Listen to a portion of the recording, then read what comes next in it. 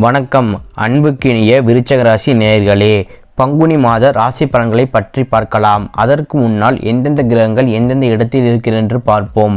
மேஷத்தில் குரு பகவானும், கன்னியில் கேது பகவானும், துலாத்தில் சந்திர பகவானும், மகரத்தில் செவ்வாய் சுக்கிர பகவானும், கும்பத்தில் சனி சூரியன் புதனும், மீனத்தில் ராகு பகவானும் அமைந்திருக்கிறார்கள். இதனால் ஏற்படும் பலன்களை பற்றி பார்க்கலாம். சூரியன் 5இல் இருப்பதினால் இலக்கியம் சார்ந்த துறைகளில் ஆர்வம் உண்டாகும். கலை, இலக்கியம், இலக்கணம் பற்றி உங்களுக்கு புரிதல்கள் உண்டாகும். ஆர்வம் நிறைய வரும். நீண்ட நாட்கள் பிரார்த்தனைகளை நிறைவேற்றுவீர்கள். ஏதாச்சும் ஒன்று நீண்ட நாட்கள் நினச்சிட்டு இருப்பீங்க, அது நடக்காமல் போயிருக்கும். ஆனால் இந்த மாதம் பங்குனி மாதம் கண்டிப்பாக நடக்கிறதுக்கு நிறைய வாய்ப்பு இருக்குது. செவ்வாய் 4இல் இருப்பதினால் உறவினர்களின் வழியில் ஒத்துழைப்பு உண்டாகும். உங்கள் சொந்தக்காரங்க ரீதியாக சின்ன சின்ன பிரச்சனை ஏற்பட்டிருக்கும்.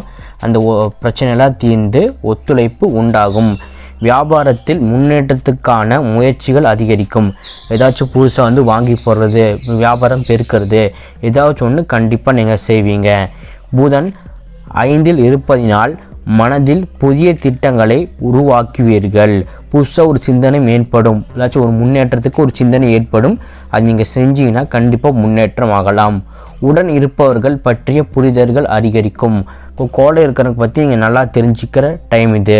சுக்கிரன் 4இல் இருப்பதினால் உடல் ஆரோக்கியம் தொடர்பான இன்னல்கள் குறையும்.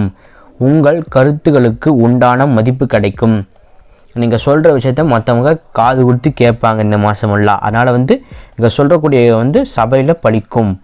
பங்குனி 19 முதல் சுக்கிரன் 5இல் இருப்பதினால் பொழுதுபோக்கு தொடர்பான விஷயங்களில் ஆர்வம் உண்டாகும். பொழுதுபோக்கு, விளையாட்டு சம்பந்தப்பட்ட விஷயங்களுக்கும் உங்களுக்கு நிறைய ஆர்வம் அதிகரிக்கும்.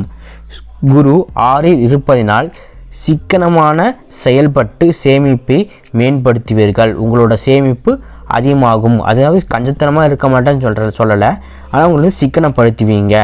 சனி 4இல் இருப்பதினால் சகோதரர்களின் எண்ணங்களை புரிந்து கொள்வதற்கான தருணங்கள் ஏற்படும்.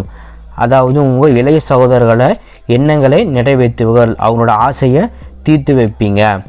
ராகு 5இல் இருப்பதினால் குழந்தைகளின் வழியில் மகிழ்ச்சியான செய்திகள் கிடைக்கும். அவங்களுக்கு நல்லா படித்து நல்லா மார்க் வர்றதுக்கு நிறைய வாய்ப்பு இருக்குங்க. சரிங்களா?